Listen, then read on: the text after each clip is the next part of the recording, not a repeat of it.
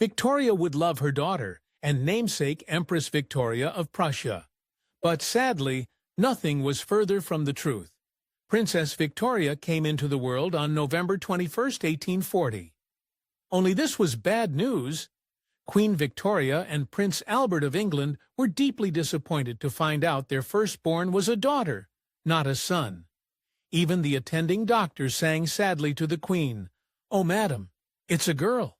And not a good start to what was supposed to be a charmed royal life.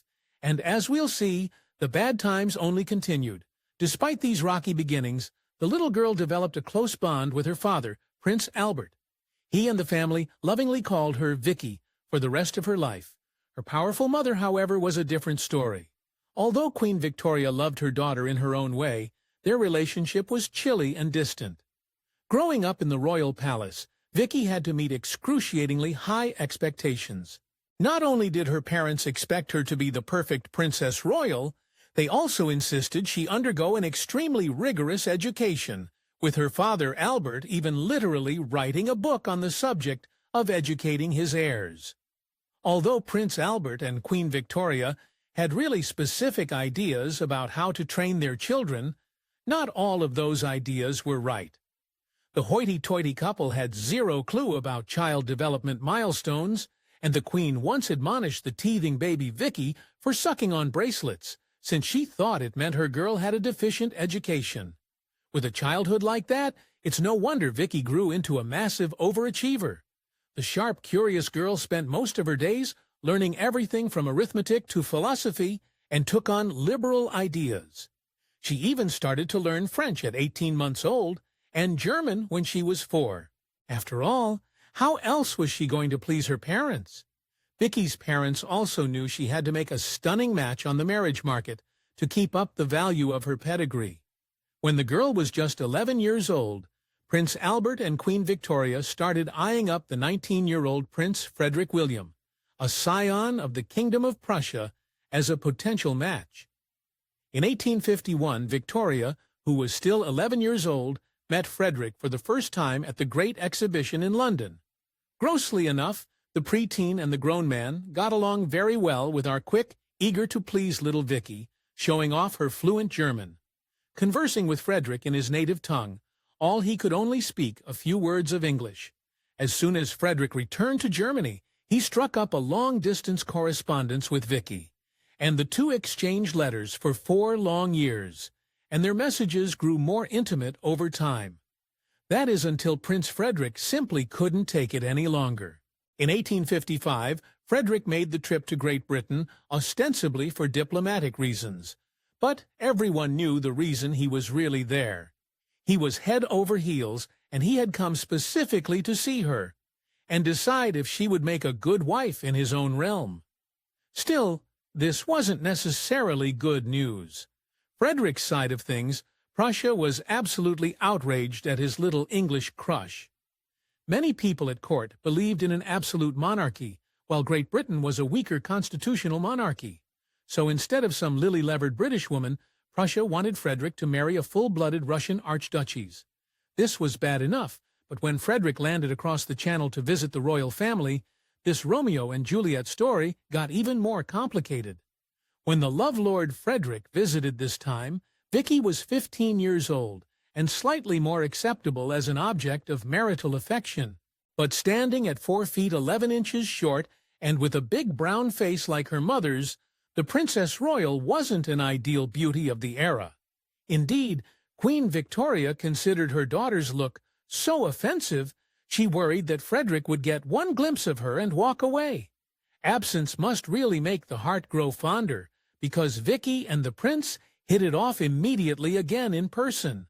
After just 3 days with the family, Frederick sealed the deal and asked the monarchs for their daughter's hand in marriage. They said yes, though they thankfully insisted the couple wait until Vicky was 17 to tie the knot. The fairy tale had been 4 long years in the making, yet little did they know it would turn into a nightmare.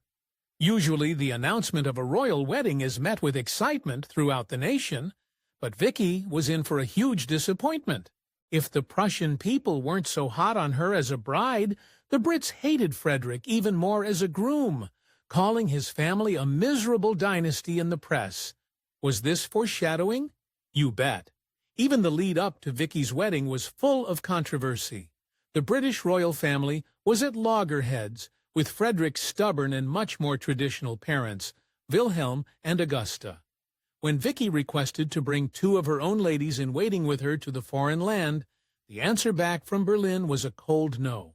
As the wedding approached, the family feud only heated up. Prince Frederick's family wanted to do everything their way, and they insisted that Victoria, Princess Royal, and he get married in Berlin in full view of the Prussian court. The response back was brutal. Queen Victoria put her darn foot down on that little indignity, and the daunting woman got her way, setting the wedding in St. James's Palace in London.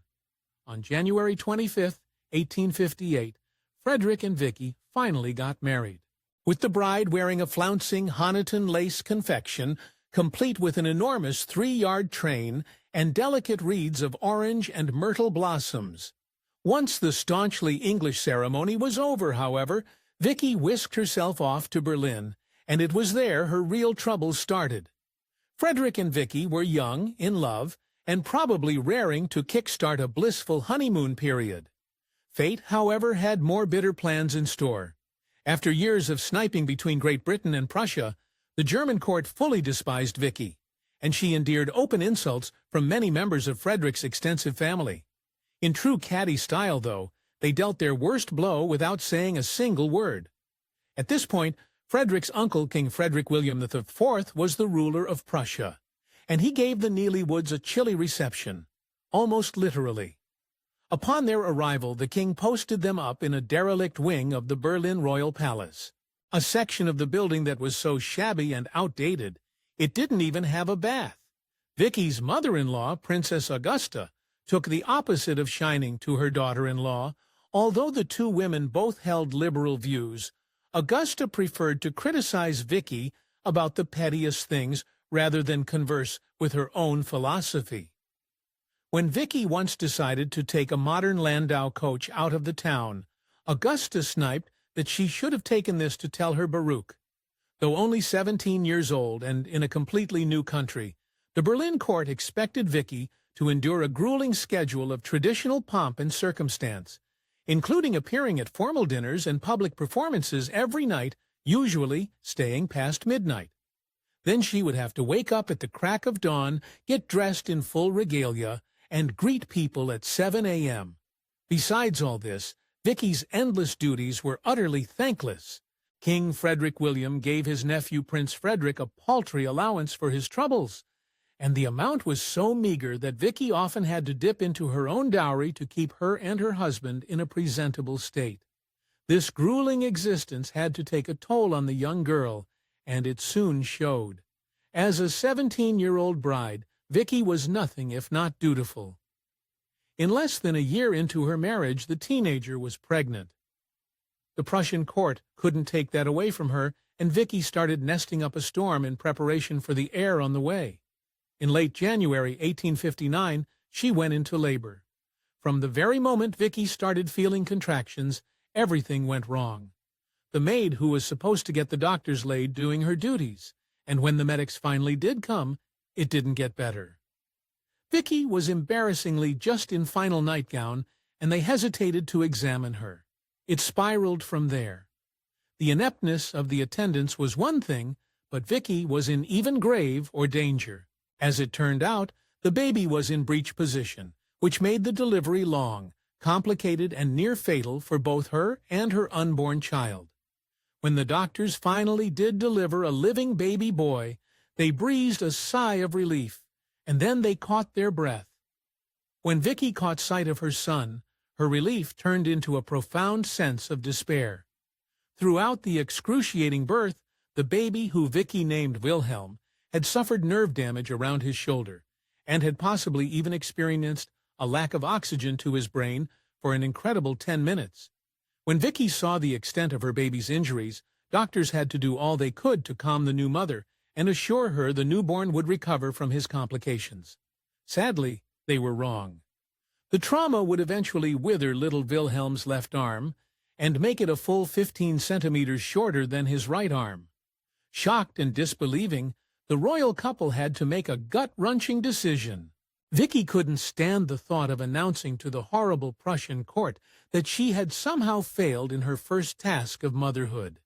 Instead, she and Frederick lied about little Wilhelm's true condition, keeping it secret. Vicky only told her own parents after 4 long months, when his clear Wilhelm would never get better. Over the course of her very fruitful marriage to Frederick, Vicky had an astounding 8 children, including Wilhelm, the future Kaiser Wilhelm II, and her eldest daughter Charlotte. In a somewhat ironic twist, none of Vicky's labors were as tormented as her first. Her experience with her girl Charlotte was downright smooth. Still, that didn't mean she was happy. As Wilhelm grew up, Vicky showed some disturbing tendencies. Vicky was desperate for her son to be normal and insisted that he learn to ride a horse perfectly, even though his arm needed nearly impossible to balance. As Wilhelm later recalled, "The torments inflicted on me in this pony riding must be attributed to my mother." Because of his nerve damage, Wilhelm's head tended to tilt to one side, and Vicky couldn't have that either. She put her eldest child through extremely painful electroshock therapy in a misguided attempt to correct the imbalance. Then, when it failed to work to her satisfaction, she moved on to even more drastic measures. Perhaps the most vile thing Vicky came up with to cure her son was to give him an animal bath, a barbaric procedure where Wilhelm dunked his withered arm into a squalgy top of animal entrails on a regular basis. Unlike electroshock therapy, this method doesn't even seem to have a clear reason behind it. In 1861, her beloved father, Prince Albert, suddenly passed of typhoid fever, throwing England and her mother into a state of paralyzing mourning from which neither would ever recover. Devastated, Vicky went back to the United Kingdom for the funeral and to support Queen Victoria.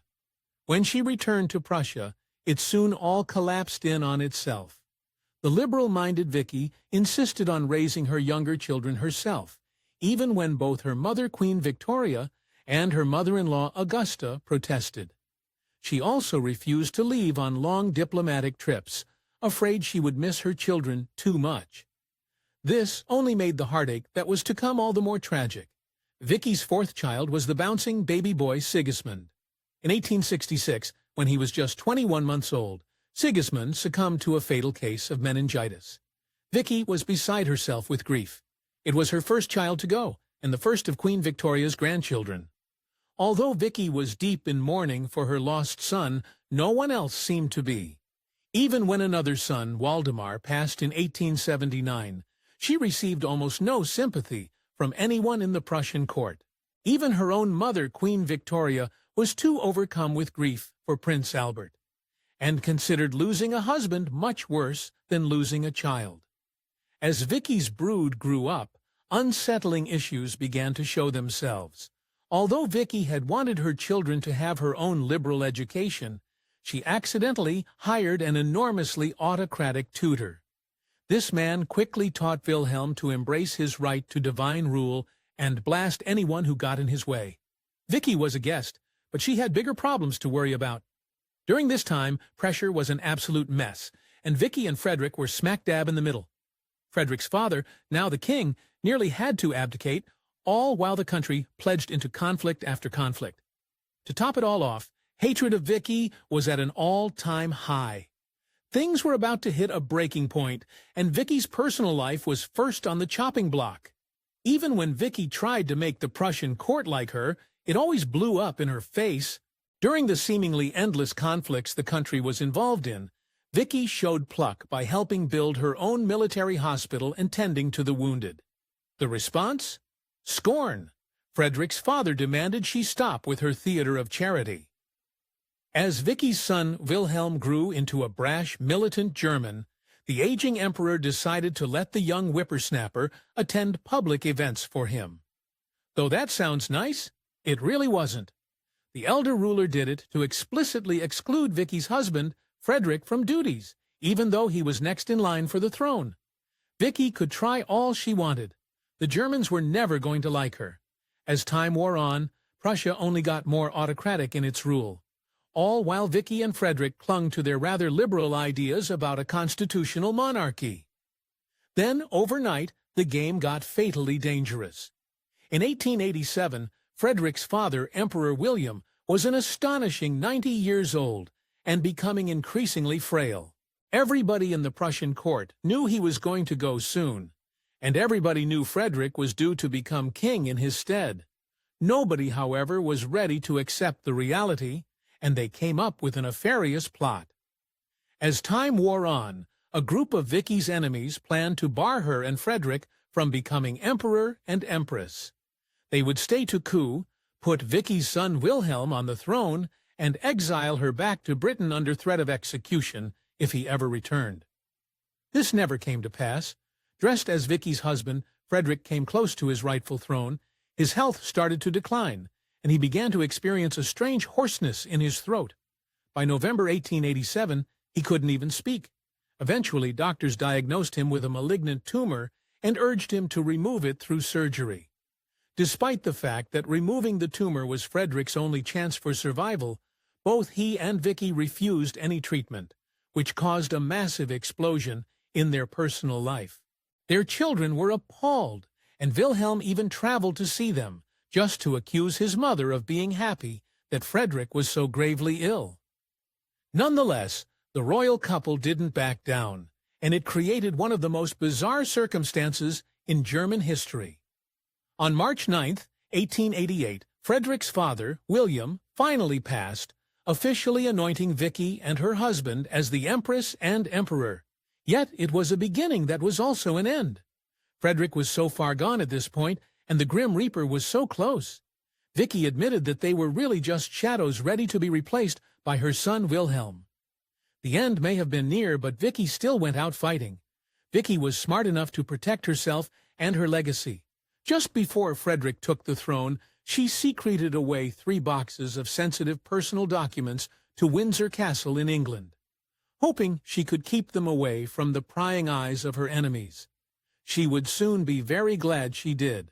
In the end, Vicky and Frederick ruled for a meager 99 days. Frederick conserved every breath and every ounce of his energy, but he still passed on June 15, 1888, just months after his father.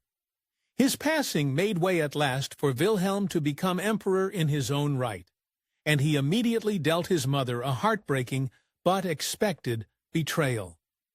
It's safe to say that Vicky and Wilhelm never saw eye to eye, but the new emperor wasted no time showing his displeasure. As soon as he took the crown, Wilhelm let his soldiers loose on the imperial residence and ransacked his parents' private rooms, looking for anything that might incriminate him, them, or the country. Of course, thanks to Vicky's quick thinking, he already knew he found nothing. It was all in Windsor Castle, yet that didn't mean Wilhelm didn't punish her in other ways. With Frederick gone, Vicky was now merely a dowager empress, and Wilhelm made sure she didn't forget her demotion. He kicked her out of the palace and kept her almost entirely excluded from society, even passing her over for traditional dowager duties like becoming a patron of the German Red Cross. Though even in her later years, Vicky never hesitated to knock Wilhelm down a peg. When the traveling emperor wrote in a foreign guest book, "The will of the king is the supreme law," Vicky didn't mince words about his weird tourist flex. Writing to her mother, she referred to the fallen kings of yore, sneering, "The Tsar, an infallible pope, a Bourbon, or our poor Charles," I might have pronounced that phrase, but a monarch of the 19th century. Throughout Vicky's early years at the Prussian court, Queen Victoria was no help at all. Instead of commiserating with her daughter, the queen reprimanded Vicky for caving too much into the Prussian demands, saying she was her British princess, first and foremost. In other words, Vicky was getting it from both sides. One of the biggest sticking points for poor Vicky, when the Duchess of Orléans, a distant relative of both her and her husband's family, passed. Sure, that doesn't seem like the biggest deal, but it turned into an absolute horror. British protocol dictated a month of mourning, while the Prussians only dressed in black for a week, and Vicky made the wrong choice. When Vicky decided to go with her husband's family and only dressed in mourning for 7 days, her imperial mother, Queen Victoria, rained hellfire down on her.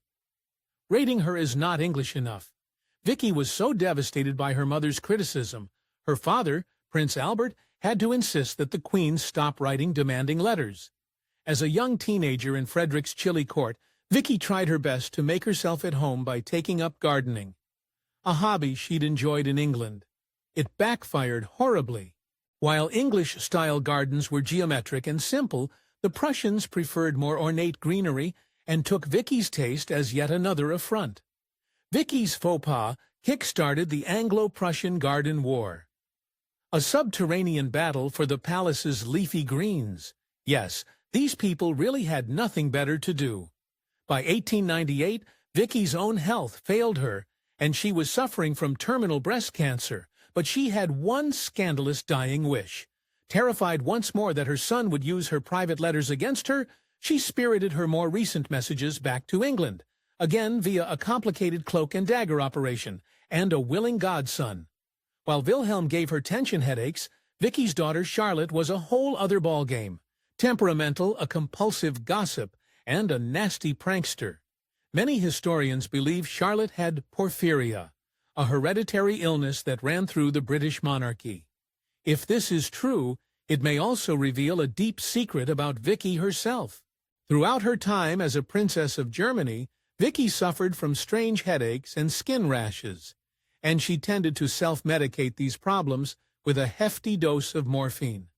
Today, some experts believe that Vicky may have had her own mild form of porphyria, since the illness could also explain this collection of symptoms.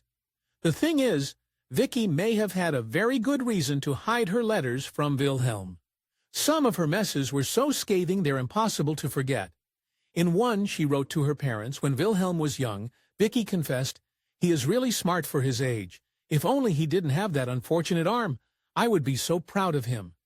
The last years of Vicky's life transformed the Spitfire Dowager into a shade of her former self. Her breast cancer kept her confined to her bed. Yet she still held on to life. It was only years later, on August 5, 1901, that the Princess Royal and Queen Victoria's eldest daughter passed at the age of 60. She would leave behind a brutal legacy. In the end, Wilhelm really should have listened to his mother. The decades of autocratic rule on the outbreak of World War I, Wilhelm was the last emperor of Germany. In 1918, he lost all support and power and had to flee to exile in the Netherlands. Yep, Wilhelm finally found out that the will of the king was not supreme law, but his mother Vicky could have told him that. Thanks for watching History Exposé. If you love uncovering the best stories in history, hit like and subscribe to keep exploring with us. Don't forget to visit our main page Fact Night for more incredible facts about everything.